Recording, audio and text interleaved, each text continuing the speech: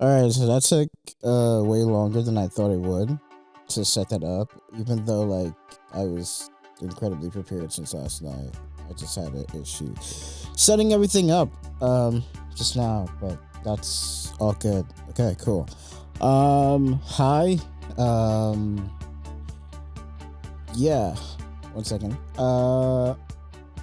Great. Hi. It's Matt Black, and this is the podcast.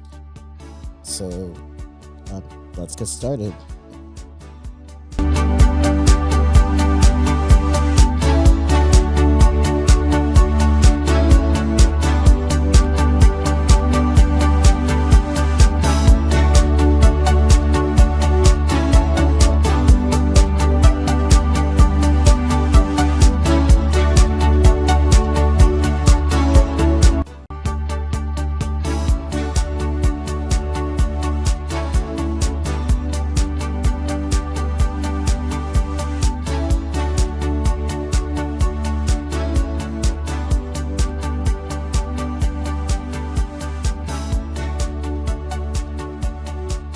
I was traveling back and forth a lot as a kid, and it made it relatively difficult to make friends because, again, I would have to change my accent, not because I had to, but because my mom told me I had to. So I would have to change my accent, and that would also cause like differences and issues. And I was going to school in a different country and spending the summers in New York, and I would be at Brooklyn College at their day school in the summer because my mom was working because she was doing her master's or something. And so I would be over there and I would be with all the other kids whose parents are also either going to Brooklyn College or working at Brooklyn College or whatever. And I would be with those kids, and it was often a little bit hard to make friends with them because sometimes I'd realize, okay, I'd become your friend and then I won't see you for months after, and that kind of bummed me out. And I guess once I realized that, it made it even harder for me to make friends because I felt like I wasn't going to be able to hold on to those friends that I made, and that bummed me out. That made me really sad, and I never really got over that as a kid. But that's besides the point. Anyway, that's actually not scripted for what I'm supposed to be talking about today. I initially wanted to talk about my workout, which a lot of people are probably going to be like, Oh oh, my god, dude, you did not just start a podcast to talk about your workout. yeah, I'm actually going to talk to you about my workout. So, one of the issues and one of the major things that I faced the other day with my workout was the fact that when I was walking back from the gym, I started to feel like I was doing way too much cardio. That was my initial thought. But doing that amount of cardio has actually helped me a lot, especially since it's all low impact. But the problem is, low impact cardio takes so long to do that it feels like I'm doing unnecessary work, even though I'm doing necessary work. If I made it more high impact, then I would get more done in a shorter amount of time and I wouldn't be spending so much time on cardio. If I was doing this more high intensity workout, more high impact, I'd get more done in a shorter period of time and I'd be able to focus solely on everything else because I'm walking 20, 25 to 28 minutes to the gym, from the gym, and then when I get to the gym, I'm doing either an hour on incline treadmill or an hour on stairmaster or an hour on stairmaster and an hour on incline treadmill, and that is walking up the incline treadmill. I'm not running. So I'm using that really to just stretch my calf and stretch my Achilles because when I'm on the stairmaster, sometimes I get a little bit of a tingle in my Achilles, and I don't want to get a over or a wear and tear injury to the Achilles. So I figure if I stretch it out a bit on incline and then get into my actual workout, that's great. That's why sometimes I'll start off at a more intense incline and then drop down to a less intense incline. because every single time I do get injured, when I return to the gym, I'm always like afraid to push it, even though I know that I can push it and I feel like I could a little bit more. I become more hyper aware of that particular body part, that particular part of my anatomy. That just makes it way more difficult to uh, really spend time working on it. And a lot of people probably experience this as well. Also, I kind of psych myself out sometimes when I scroll through Instagram and I see those videos of people, popping this muscle, tearing that muscle. So, I think another thing that I need to start focusing on, which I have not been focusing on, but I think it's going to help inhibit injury, is a lot of post workout stretching and post workout care. Because when I was in San Francisco, I would do a lot of pre workout warm ups. I'd get my Red Bull, I'd walk down the hill to the gym. Once I got to the gym, I'd warm up on the what is it, the fake grass, on the turf, and then I dive into like whatever workout plan I was working at, whether that be legs or, um, you know, or lifting, whatever I was doing. I would just start off with my warm up. One of the other issues I had was that in San Francisco, I was doing little to no cardio, so I was building a lot of muscle, but I was also gaining a little bit of weight, and my weight was I wasn't monitoring my weight, but I was lifting muscles. I was lifting weights, and I wasn't monitoring my body weight. So I was gaining a lot of weight in San Francisco, and a lot of it was muscle and fat. And by the time I got to October for the film festival, I was overweight in like a bad way.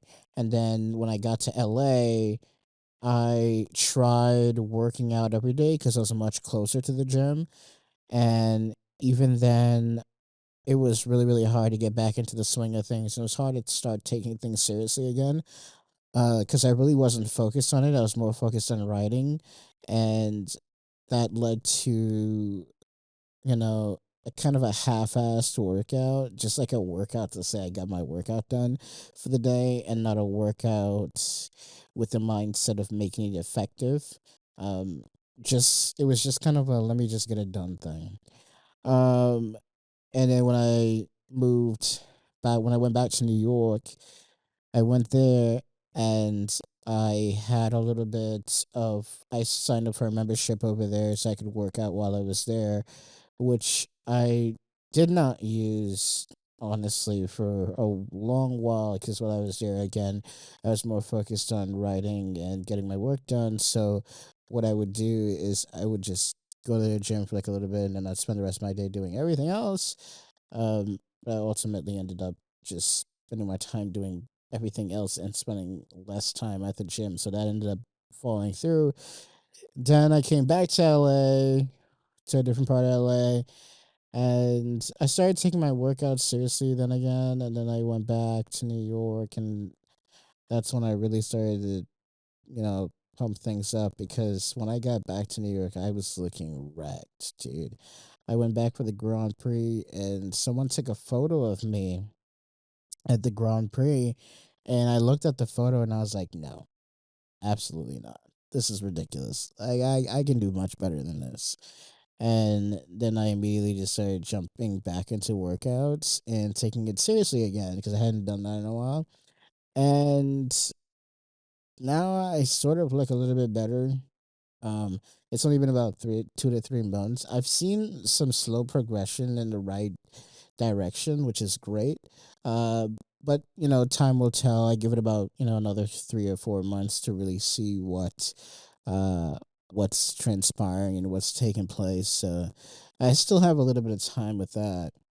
Um, Also, so yeah, I definitely think I've been doing a bit of cardio on that, because what I do now is like when I go to the gym, um, I would walk to the gym. It's about 25 minutes to the gym. Then I do about 60 minutes on Stairmaster, and then I do another 25 to 28 minute walk back to the house from the gym. So ultimately, I'm taking in about close to 2 hours in cardio. And if I decide to add any kind of weight training to that, the weight training takes way less time. So I end up adding maybe 30 or 40 minutes of weight training to that. Ultimately, I'm in the gym for about 3 hours a day ish. And the 2 hours of that is low impact, low intensity cardio. And that's why I'm saying I think I'm wasting like 2 hours of my day here. Um, when I was in New York, I would take the train one stop because that's in Long Island City. I'd take the train one stop, and I also I had more time to focus on working out because that was my only task. It was just working out and writing. So once I committed to doing that in New York, I was doing 30 minutes on treadmill, then I was doing 15 minutes on stair, and I was posting a lot of crap on the internet because I was like, if I don't do 15 minutes on the stairmaster or less, then I'm not having sex. Blah blah blah. I'm gonna get in trouble for that because I was told to stop talking about the naughty stuff.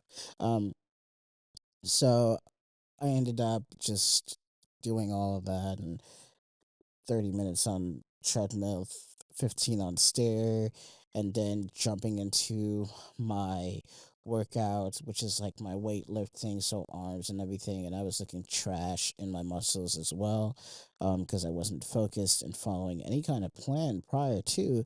So in New York, I built up the plan, and then I ended up, before I left New York, I had advanced to doing about 60 minutes walking incline, which would be like 30 of that 60 would be flat, and the other, that would just be the warm up, and the other 30 would be incline. And that would probably have about 10 minutes of a run if I decided to run. And then I'd run up the stairs and I'd do 30 minutes on stair, but by the time I was leaving, I was at 60 minutes on stair because I had already built up that cardiovascular system activity, and so I'm much better on it now, um, which is great. I'm excited about that. Now in LA, I'm doing a lot less than what I was doing in New York, but that's only because I had to split it up like three. I had to split it up with like three and three. So ultimately 6 days a week. So 3 days I'm at one gym where I focus solely on Stairmaster and lifting and abs, and then 3 days a week I'm at another gym where I focus on everything else, but primarily focused on bench and chest because they have more benches and they have more pec flies, chest flies, more cable flies machines, and they have better weights there. Like they have the thick 45 plates, which I've never seen before in my entire life. Like I've seen them on the internet, on YouTube, and on social media, but I've never seen them in person or use them, and I was able to use that at that particular gym, and so now I use that gym for that. It's really good for back rows, for rowing, because rowing is really good for building your back. And one of my goals right now with working out is to build like a really mean back, really great arms, and a really great chest, and to cut down my like gut so I can build in more abs, or whatever. But it's really not like a super duper bodybuilding physique. I just want to fill out and be a little bit thicker in those areas. Not a little bit, but a lot thicker in those areas because I kind of like them. And I feel like it would add like a great aesthetic to my physique, and I would love to see that. So that's my goal right now. But I think I sort of have like a blocky waist to some extent. So um, I I don't know. It's kind of iffy for that one. So to do that, I've been doing so much cardio, and eating so much to build a muscle. But because I'm trying to cut weight, I'm trying to cut back on what I'm eating. So I'm spending more time eating chicken and salad, and more time eating fruits like plums and bananas and eating like unflavored yogurt. Like I buy like this big tub of yogurt and I toss like some blueberries in there and I put some raw honey and I'll just have that. Or sometimes I'll just have raw honey and yogurt with like no fruits in it because I just really like yogurt. I like really like yogurt, so I'm gonna have like raw honey and this unflavored yogurt. Um, Another thing that I do recently is I've been having like strawberries. So strawberries are great, but because I can never pick out like really great strawberries, I've opted for ordering my strawberries. And I leave it up to someone else to decide if they're gonna give me the best strawberries or the absolute crap strawberries. And I really, really want good strawberries, so I leave it up to someone else. The other day, I got myself a kiwi. Uh, I have to admit something. Like, I might have grown up in the Caribbean, but I've never actually peeled a fruit for myself. The only fruit that I've really peeled for myself was a mango or like a banana, because, like, obviously. But, like, in the Caribbean, when you peel a mango, you use your teeth. So you don't use a knife. Like, you use your teeth because it's expected that you're going to eat that mango by yourself and you have no plans on sharing it. So you just pick the mango from the tree and you peel it with your teeth. You don't even bother washing it. It's all natural. It's coming straight from the tree. So that's one of the things that I would do. And my grandmother, may she rest in peace, she used to peel all my fruits for me. We had some really unique fruits out in the Caribbean. I see them now. These like fruit companies that do like exotic fruits. Like they sell a lot of the fruits that I used to eat as a kid. And it's very, very strange to me to see it like that because like I know like I could just hop on a plane and go pull that off of a tree right now as opposed to paying like $200 or something for a subscription for fruit that I already have in like my backyard.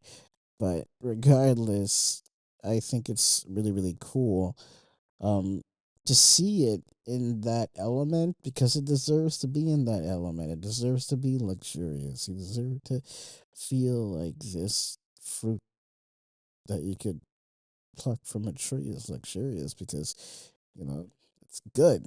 It's good, and if you taste it, you feel the same fucking way. So, yeah. Anyway, yeah, no. So, with that being said, the bulk of my time is now split between cutting weight and building the physique that I want and writing and editing, which is also like another task for me because I didn't think writing would take this long. I knew it was going to take a while for me to get the book done. I just didn't think it would take me this long. Like, I was in San Francisco for a year and I could barely write. Like, I could write, but San Francisco didn't give me like the right vibes for writing.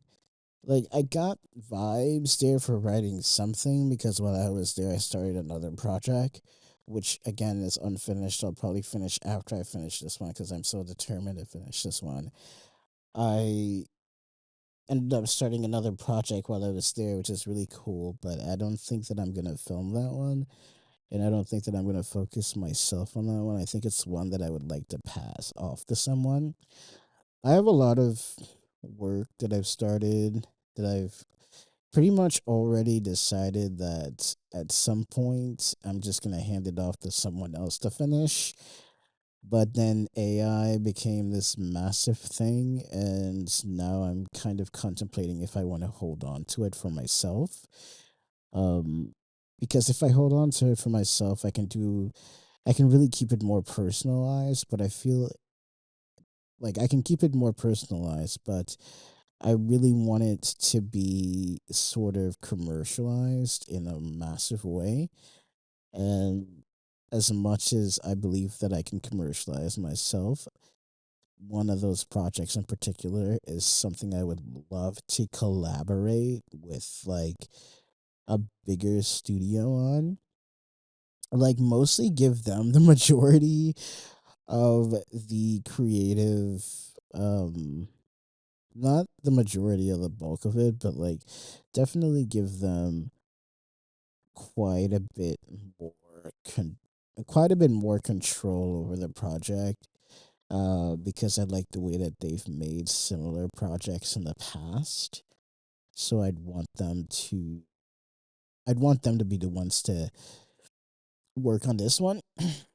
But if it ends up that I do keep everything for myself on that one particular project, I'm 110%. It's gonna be built with AI. I'm not gonna lie.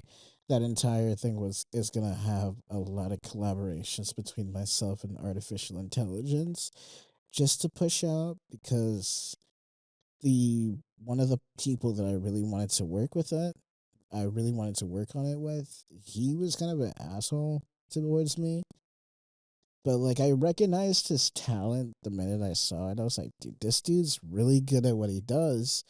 I would really like to collaborate with this guy. And then I went to him and basically proposed the idea of collaborating on a project.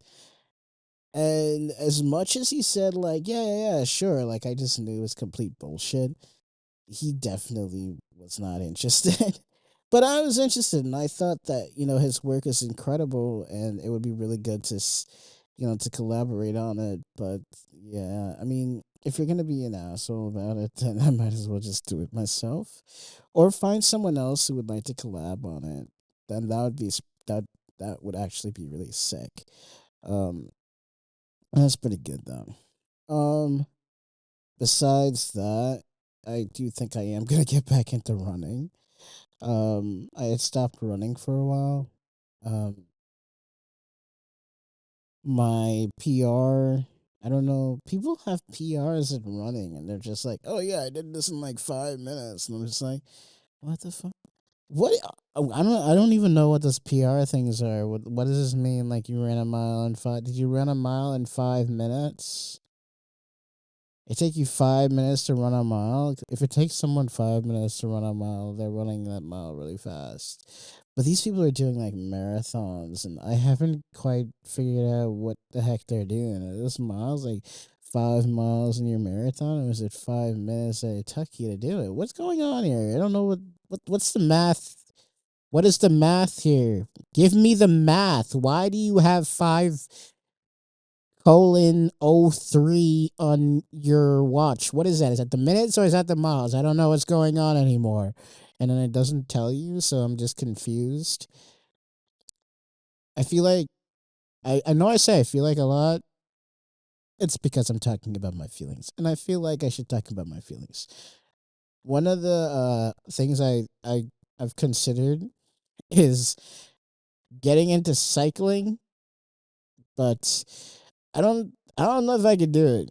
Like I got into BMX as a kid, and then in 2019 I tried to get back into it, and I realized this isn't entirely what I want to do.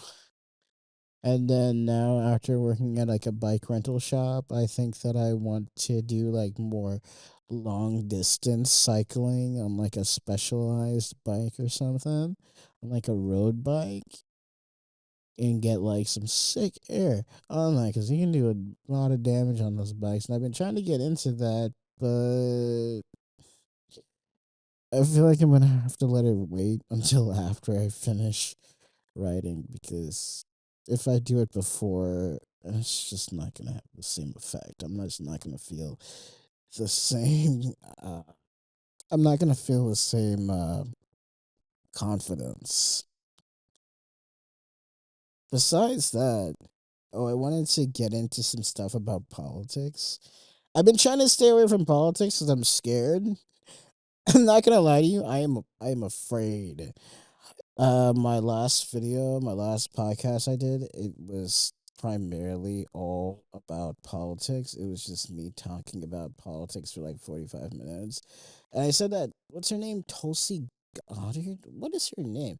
I don't know. Like, she's been growing on me as a Republican candidate, as a woman. She's been doing really good work. I see that she's getting heavily into social media. I've been monitoring her. That makes it sound like I'm stalking her, but I'm not. I don't want the Secret Service coming after me. I'm not. I promise you, I'm not. Um, so she's got some pretty cool stuff happening with social media, which I like. She's a Republican candidate, and she's really trying to embrace social media, and I really like her editing. I really like her vlog style videos. I think she should do more of it. I'm not gonna lie to you, a lot of politicians should consider doing more vlogging. After Harrison, they made that comment about his rallies being so small and people leaving. Fox News really made it their mission to get that aerial shot of the building, of the patrons, of the constituents lining up outside to see Trump. They made it their mission at Fox. They were like, "Oh, you talk."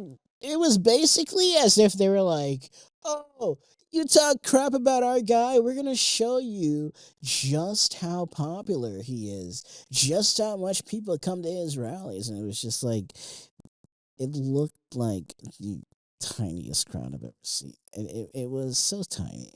It was still very tiny. I mean, there was a little bit of a group there at the entrance, but overall, she her days at the convention were riddled with large, massive crowds. I mean, the woman had, what is it, two stadiums, I believe she had sold out, like if she was headlining a concert. That might have been intense for her. I wonder how she did with that. She probably liked that. I know she liked that. That was good. That was really great. I would have liked. I think anyone would have enjoyed that. I think Trump would have enjoyed it too. Trump wishes he had that. If Trump sold out two fucking stadiums, he would not shut the fuck up about it. I'm telling you that right now.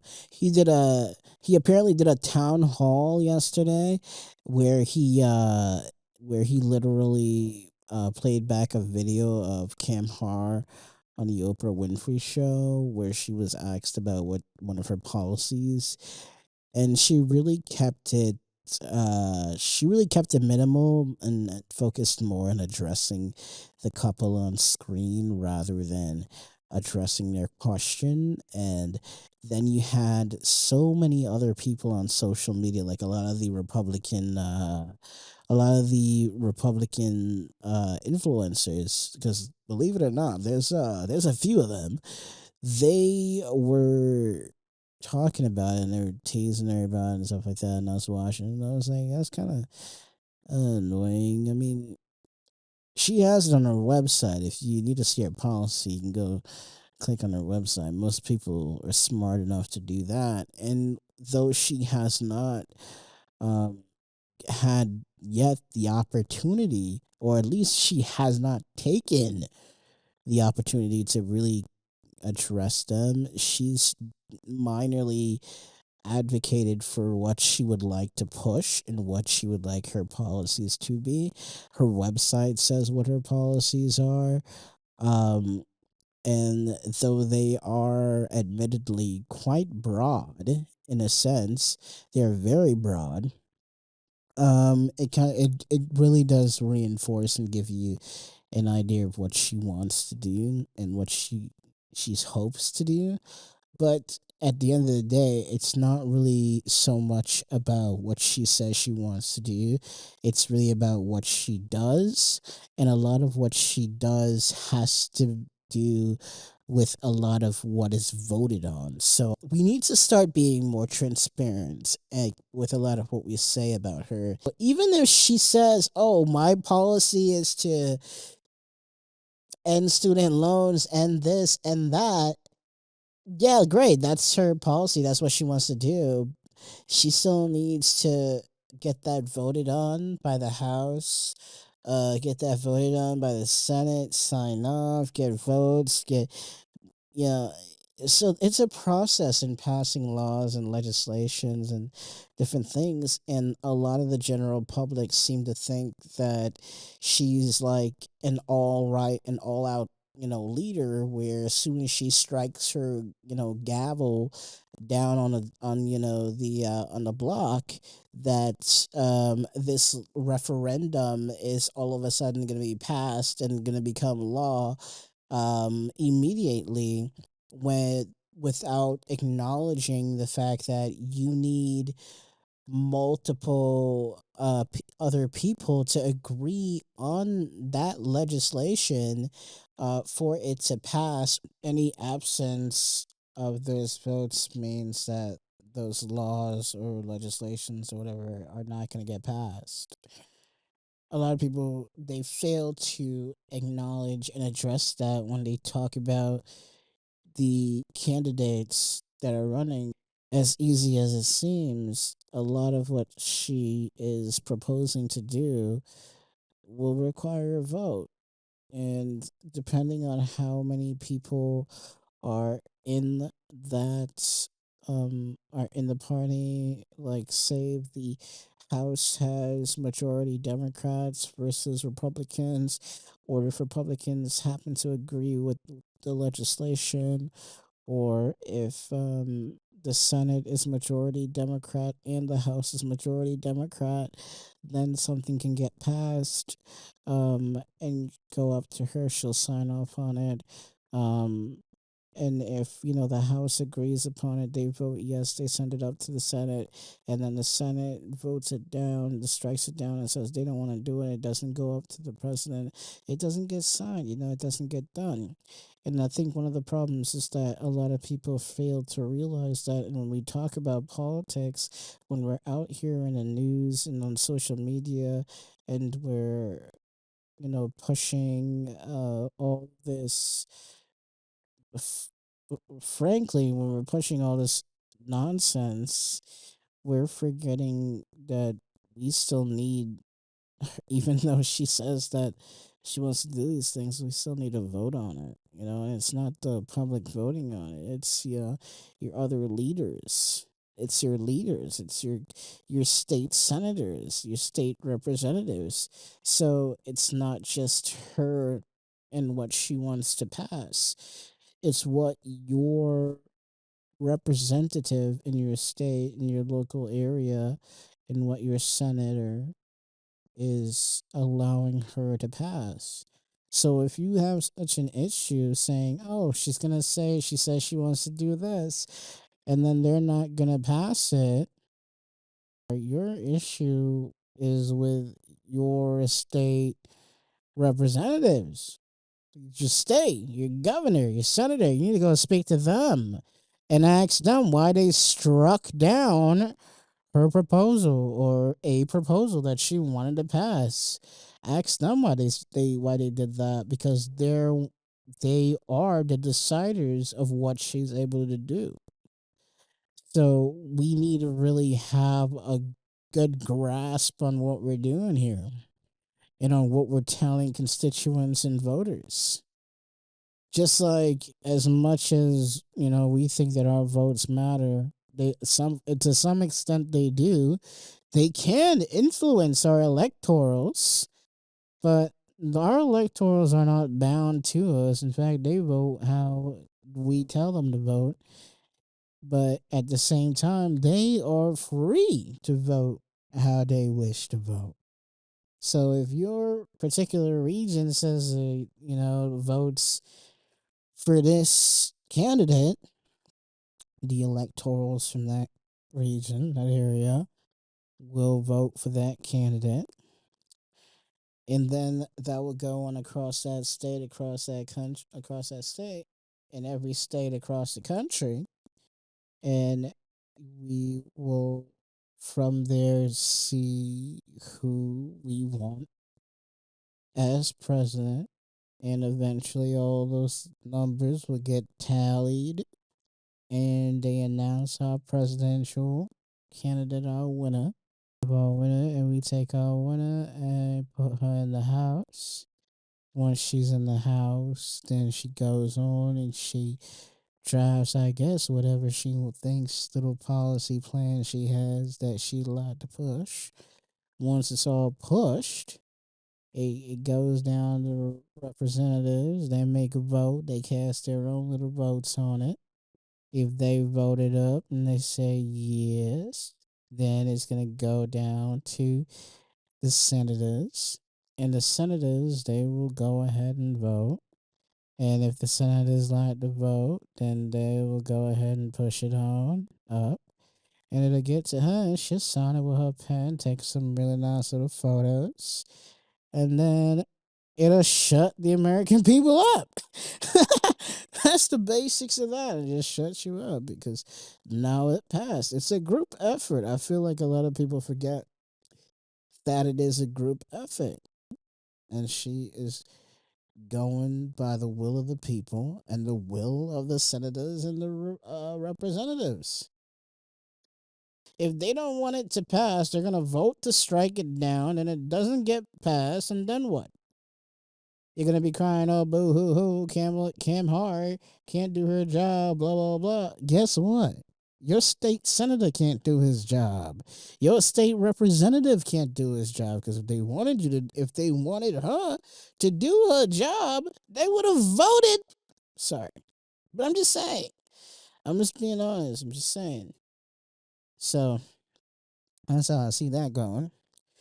And it's the same across the board for any presidential candidate, from Trump to Biden to Obama to Clinton, Kennedy. Every fucking candidate you ever had to deal with the same fucking thing. So yes, I don't know. I definitely get that, where Tulsi is coming from. She really feels like, yeah, that's the Democrats are a little bit too self-righteous for her in some aspects. Next on that list of things, we had Trump in Tucson and Arizona.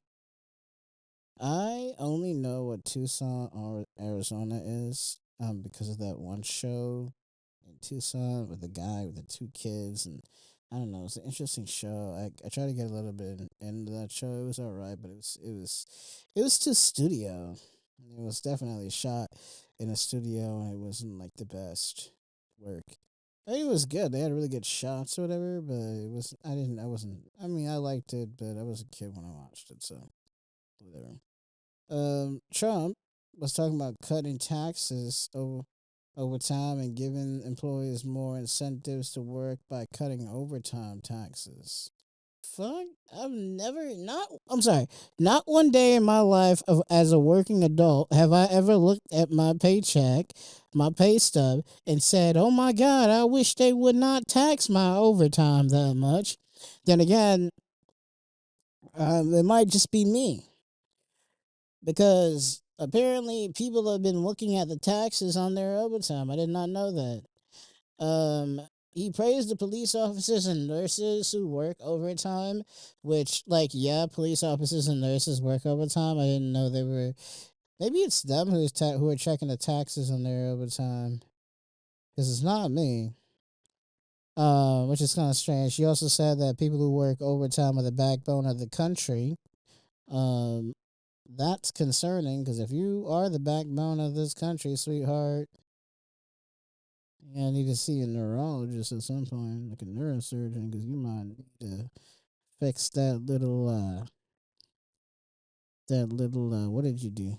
You got a little puffy stuff back there. You I think you pulled something, slipped your disc or something at this point. He says a working man and woman need to get a break, and with cutting the taxes on overtime, that'll give him a break.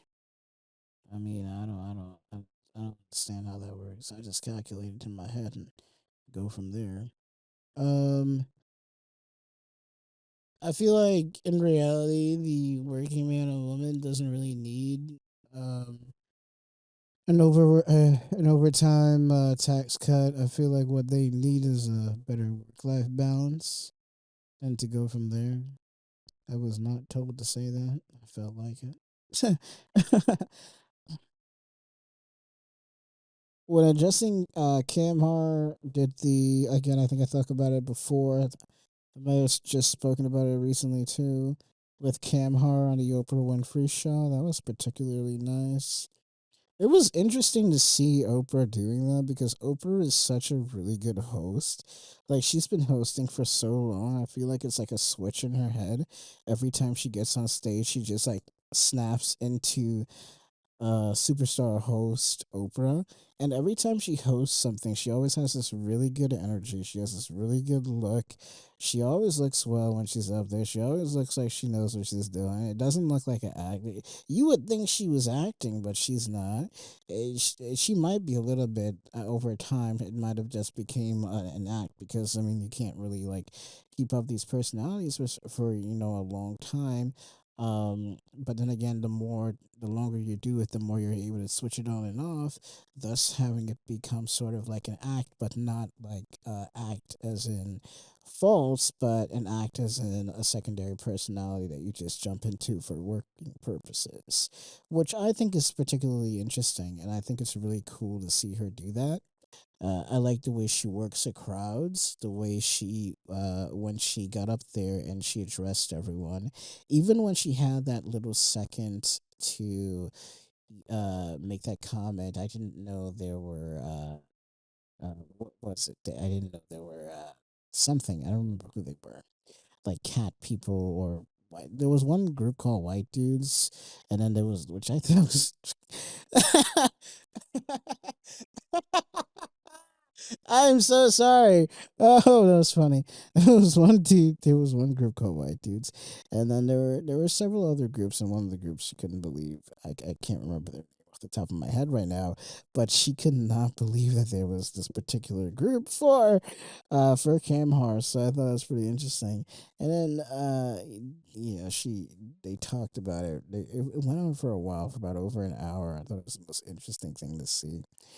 Um, Kamar talked about, a lot of the policies, where she thanked a lot of people for the things that they've been doing, and she went on for a while. I didn't watch the live version, but I did watch the pre-recorded version, and I didn't like the post-recording one where they cut out so much stuff for the YouTube video that it would have been better if I just watched it live, because I would have gotten more of the true impact of what happened at that town hall.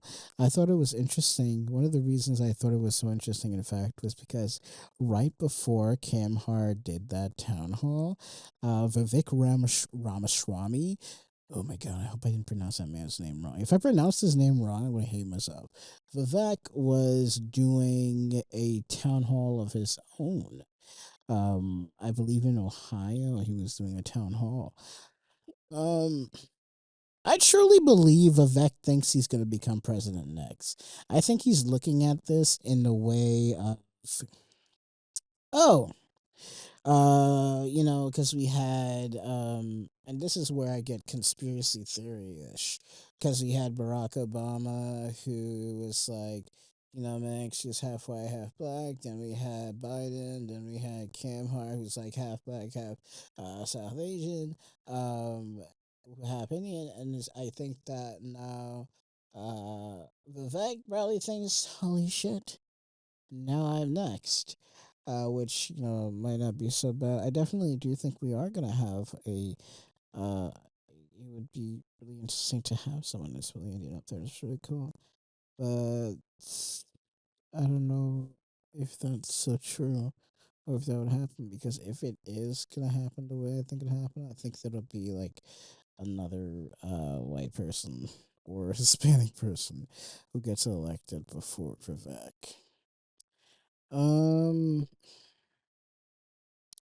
I was watching his town hall while I was doing crunches, and he was talking with a lot of people. They were talking about, it really seemed more like they were trying to push him, because it seems like they believe the odds are in his favor to become president because he is Indian.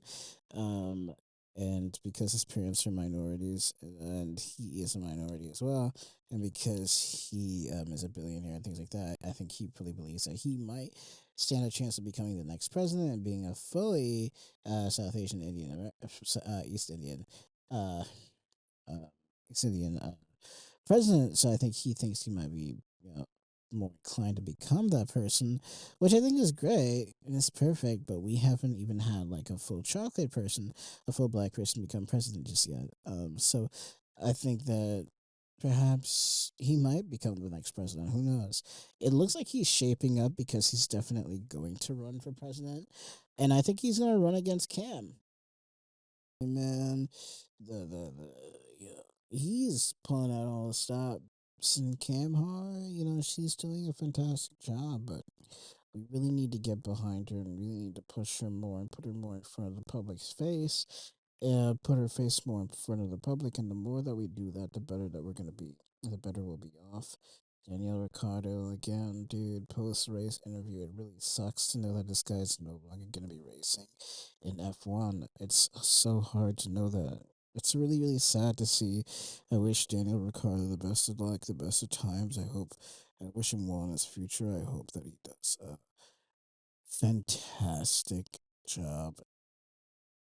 We have Hamilton, Hamilton, Lewis, Sir Hamilton, P3, Singapore Grand Prix, doing a fantastic job. Everyone's doing a fantastic job in their races lately. I was watching water polo the other day. I forgot which teams they were, but I was watching it and I started getting into water polo because I think I like water polo now.